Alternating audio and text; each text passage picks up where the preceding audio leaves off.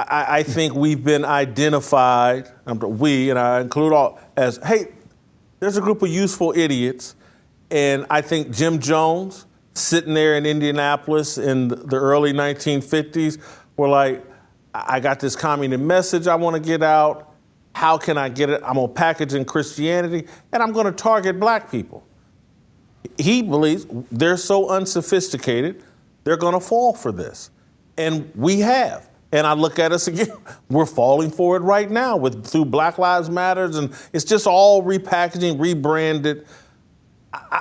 One, am I wrong for suggesting we're useful idiots? And then two, and more importantly, I also argue in the column that I believe many of our current ministers, black and white, are leaning into this Marxism, communism, social activist BS right now.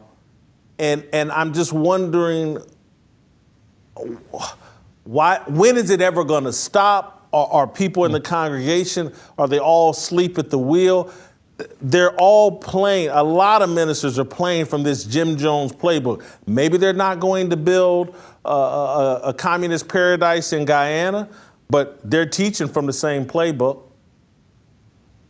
Yeah, I want to make a distinction between two different groups. One, I think, is a much larger group, and that's the people who, they look around the society, they feel that there's still inequities, and they look to anyone who says that, they're working to resolve some of those inequities. So a lot of people, black and white, were sympathetic to BLM when they came out, right?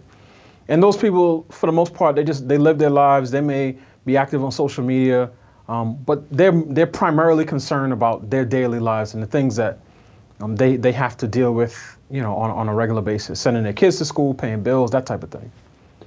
Now, the other group, which is a much smaller group, but it's an influential group, these include ministers, pastors, members of the media, athletes, entertainers, people who head organizations and institutions that wield influence in the country, and particularly in this respect within Black America. I do think that the members of that particular group are useful idiots. And when you and I are using that language, this harkens back to, I'm thinking of a Russian defector named Yuri Bezmenov, who talked about, he was a KGB officer who talked about, at that time, Russia's desire to infiltrate certain institutions within the United States. And he said they wanted to find conservative institutions, because he said the media was liberal anyway, and these are people who they'll follow any new fashionable idea, but soon, once Marxism is in place, they'll sort of be pushed to the side and deemed irrelevant, which I actually, parenthetically, I think you saw that with BLM. Both the president and vice president were talking about Black Lives Matter prior to the election, and as soon as they got into office, BLM wasn't getting any of its calls answered, and now I don't think they ever got the meeting that they demanded prior to November 3rd.